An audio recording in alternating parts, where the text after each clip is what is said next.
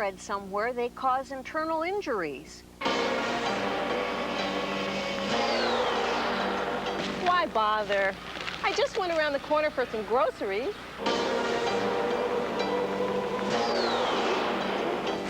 Only a wimp or a nerd would use one.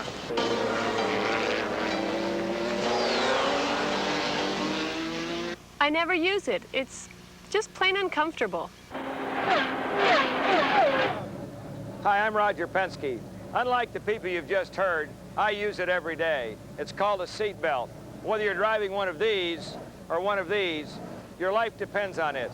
We're going to show you why your seat belt is perhaps the most important part of your car, because driving is no joke, whether you're going 12 or 200 miles an hour. So hang on for the ride of your life.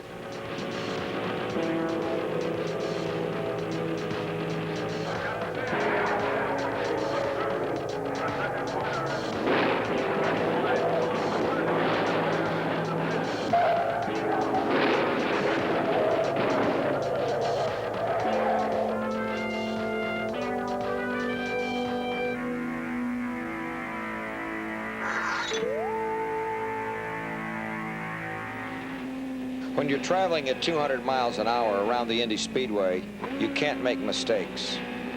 A split-second reaction, I mean the difference between the winning time and a disastrous accident. Driving is dangerous, and every racer knows it. High-speed driving requires professional expertise. Amateurs, well, they just don't last that long. That's why we take every precaution at the track. We use the best equipment available. We test and check our cars. We condition our minds and bodies for quick reactions and endurance. And we think safety. After all, a racer wants to win. And to do that, he first has to live. Danny Sullivan began driving professionally behind the wheel of a cab in New York not too long ago. Since then, he has earned a place amongst the world's top racers, winning the Indy 500 in 1985. He won that race through preparation and concentration, not recklessness. Reckless racing makes for a short career, and Danny plans on winning many more races. That's why Danny crossed this finish line wearing his seatbelt. Well, I think we all start with race cars driving them as fun, but it's a very difficult sport. It's a difficult occupation, and there's a lot of physical requirements.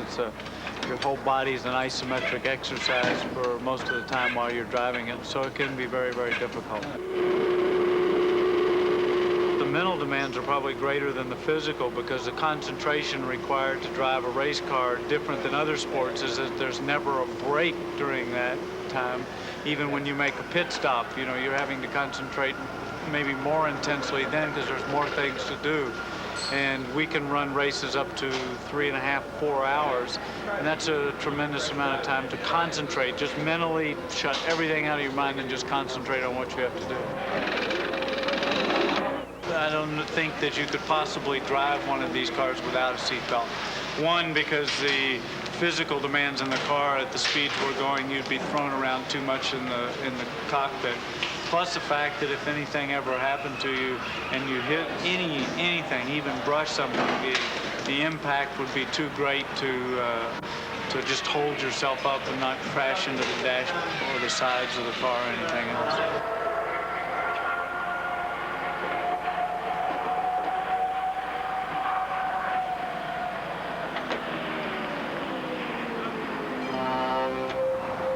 Sometimes I feel that probably the everyday driving is a little bit more dangerous. It sounds funny, you know, but I mean, our risks are probably greater, but what you have to contend with here is so many different kinds of drivers and circumstances with intersections, people going the other way, left and right, running, stop signs and so forth. The similarities, of course, are that the concentration required to drive safely on a road, on an everyday use is, you know, you have to drive defensively, you have to concentrate a lot, you have to stay alert to watch out for the other guy's mistake. You know, I'm a good driver, and I don't get into accidents, so why should I have to wear a seatbelt? You know, it's interesting that a recent survey found that over 80% of Americans considered themselves better than average drivers. 80% thought they were better than average. Even with all these good drivers on the road, someone is injured in a car crash every 10 seconds. And every 10 minutes, someone else is killed. And just because you're a good driver doesn't mean that a bad driver can't hit you. Ask Rick Mears.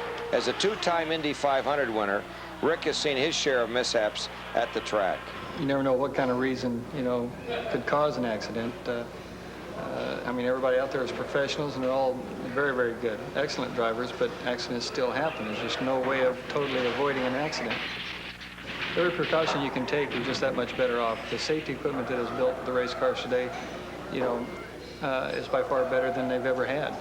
And with technology, it's getting better all the time, and for people not to make use of that technology is crazy.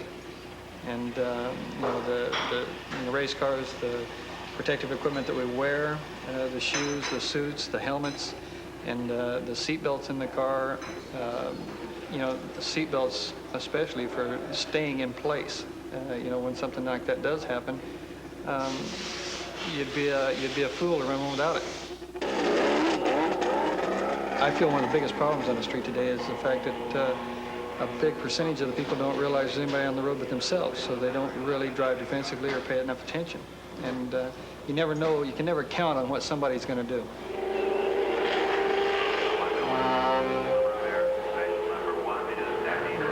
This just shows that accidents can happen, and these people probably thought they were, excellent drivers, and they probably are excellent drivers, but when somebody does something that the other one doesn't know about, there's really nothing you can do about it.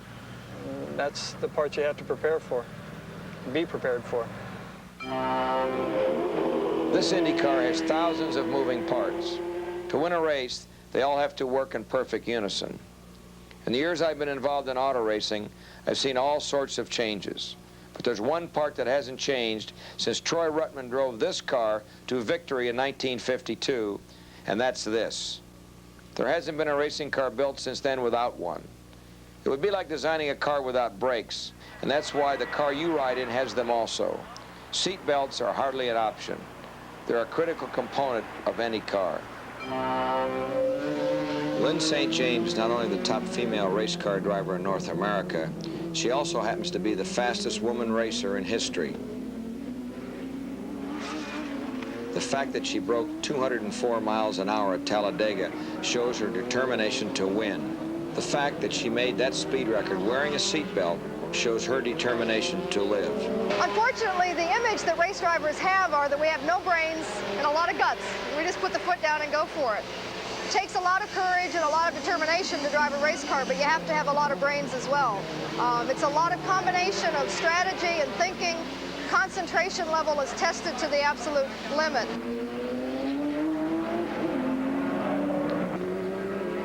When we get in the race car, whether we're just driving the car to the grid or whether we're going out getting ready to go 200 plus miles an hour, that seatbelt goes on. It's an automatic part of getting in the car. It's a habit when I get in the race car, and now it's a habit when I get into the street car. Fact is, you're a better driver, you have better car control when you have your seatbelt on. In a turn, when a car loses control, you're hanging onto the steering wheel. Well, if you're hanging onto the steering wheel without being planted firmly in the seat by the seatbelt, you are now a movable object instead of being the pilot. So you have better car control. You will be a better driver if you wear your seatbelt.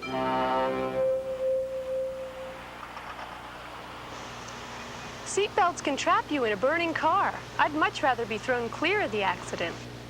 We've all heard this excuse, and it's just ridiculous. For starters, wearing a seatbelt is the best way to ensure that you won't be knocked unconscious in a crash. If you had an accident that was severe enough that you got trapped into if you turned the car upside down or something of that nature, where there was a danger of a fire or something like that, probably by not having the seatbelt on, you'd be unconscious or knocked out in some fashion or through the windshield or whatever, so you wouldn't be going anywhere. I think the thing about wearing a seatbelt is it's going to keep you intact. When the accident's all over, you're going to be able to unbuckle it and get out and still have your senses about you. If you don't have the seatbelt on and you have a bad enough accident that it's going to cause the car to catch on fire or go underwater, you're going to be history before that happens anyway if you don't have the belt on. So I'd rather take my chances with the belt on and then just get out of it. The belt's released very quick, and if you wear the belt every day, it becomes a reflex to get out of it very quick, and you don't even think about it. You're out of the thing without even realizing you've undone the belts. How do you get thrown clear of a car, for example, if you're driving down the road and you got the windows up, the air conditioner on, and you're in a hardtop? I mean, how do you get thrown clear of that? The only thing that happens to you is you get thrown around inside the car like a ping pong ball. We were just getting into the second hour of a 6-hour race, and I was hit from the rear from another car that then plummeted me into a car that was just on the right side, on the outside of me. We were going about 180 miles an hour at the time. My car, the Ford Probe, ended up going into a wall and punched a hole in the wall, went up on its side, burst into flames, rolled on its top, so I was upside down with the car on fire. I remember all of it. I was not blacked out at all, and I knew that I had to get out of the car as quickly as I could because of the fire. So I released the seatbelt, which released immediately, and I was able to wriggle out of the car and get out very quickly. If I had not had my seatbelt on at that day in that accident, I'm absolutely convinced I would be dead. In an accident situation, there just isn't a safety net out there to catch people. The safety net is inside the car, in the passenger compartment where the least damage occurs.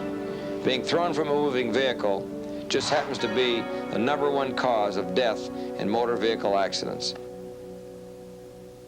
If I were in an accident, I'd just brace myself with my hands. Besides, seatbelts cause internal injuries. Anyone who's looked at a wrecked car has a good idea of the sheer force involved in a car crash.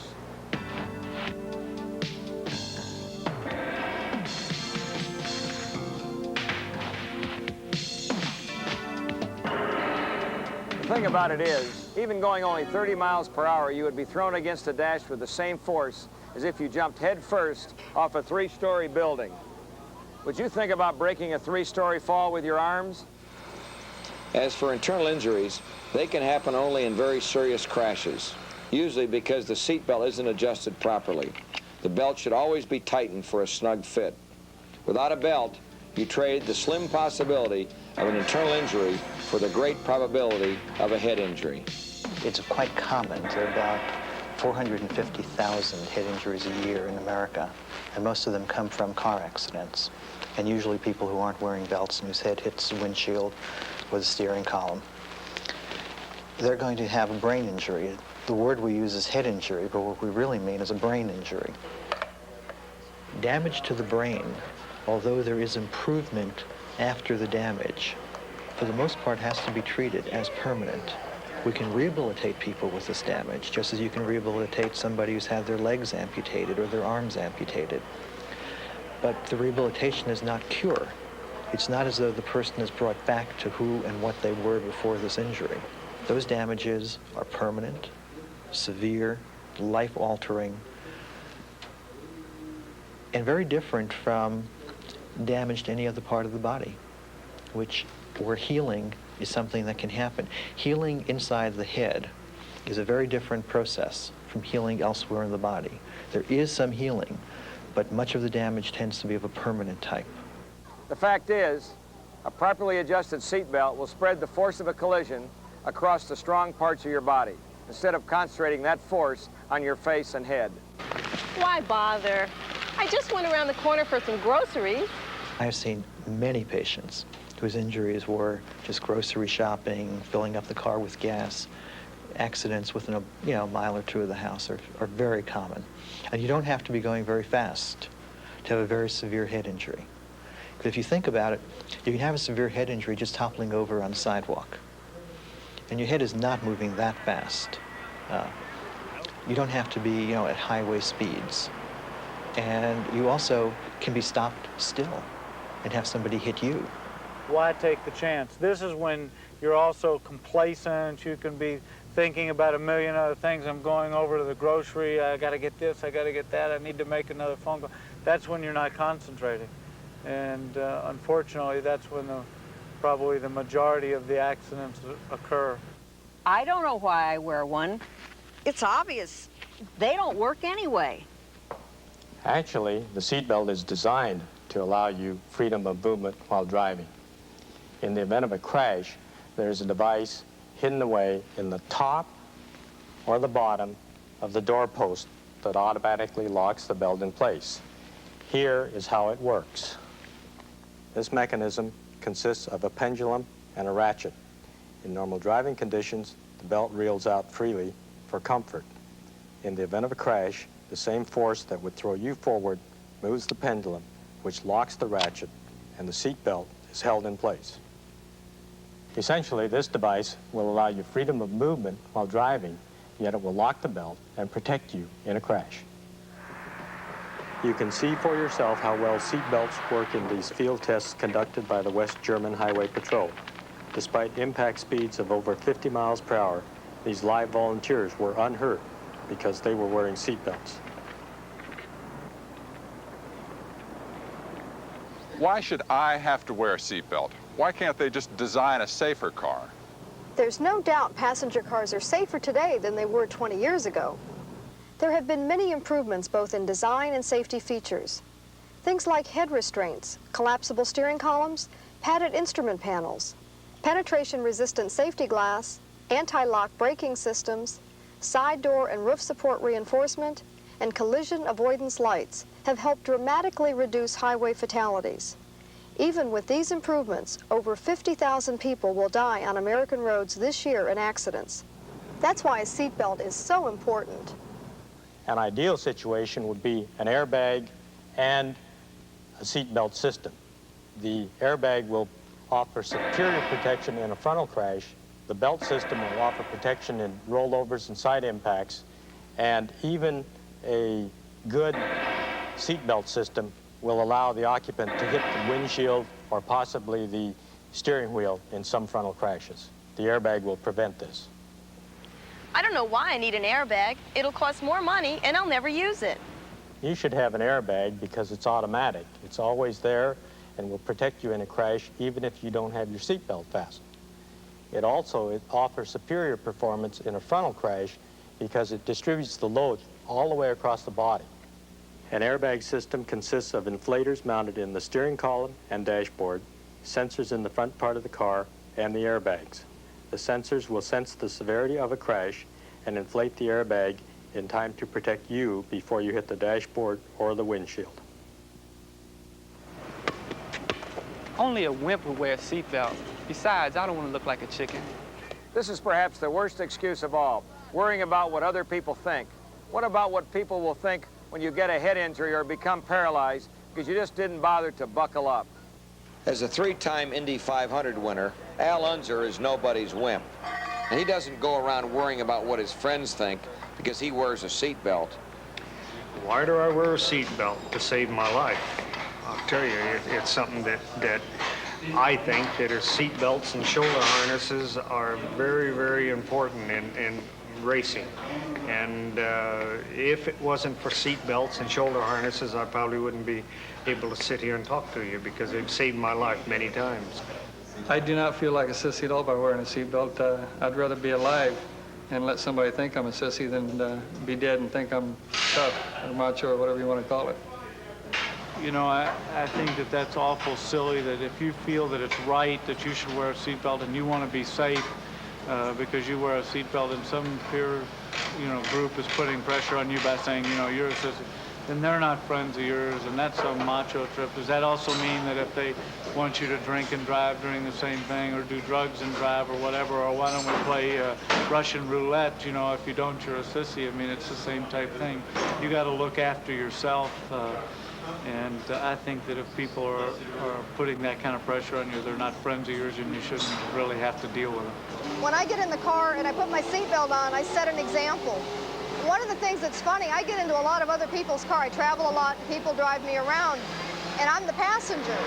And I get in the car, and I automatically put my seatbelt on, and a lot of drivers that are driving me around don't. And they look at me, and they think maybe I'm insulting their driving ability. And I say, hey, no, I'm sure you're a great driver, but, I always wear my seatbelt. And it sort of shames the other person into putting it on, and they turn out to respect you a lot more. So there's nothing wrong with taking a leadership position and being a role model in your lifestyle. Most of the people that I see, and I see people with moderate to severe head injury for the most part, we're not wearing their belts. As far as I'm concerned, there's no point not to wear your seatbelt because you're just taking a risk without it.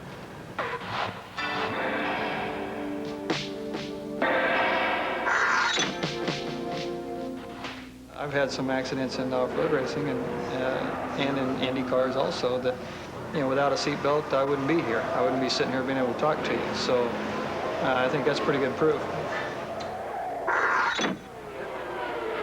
I've crashed in a race car very severely sometimes. I've never been hurt because of seat belts. The seat belts have always saved my life. You know, people don't want to have a bad experience before they find out the truth. I was fortunate that my bad experience was on a racetrack, a controlled environment. I'm a believer now. Hopefully people, through hearing what I'm saying, will become believers and put that seatbelt on.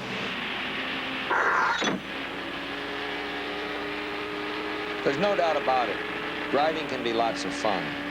If it weren't, I'm sure these drivers wouldn't have made their careers out of it.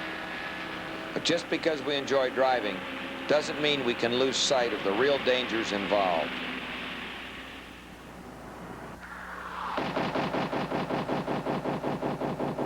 Whether you're running the final lap at Indy or just going around the corner for some groceries, the same rules apply. Driving requires sobriety, concentration, and experience. Even then, accidents can always happen.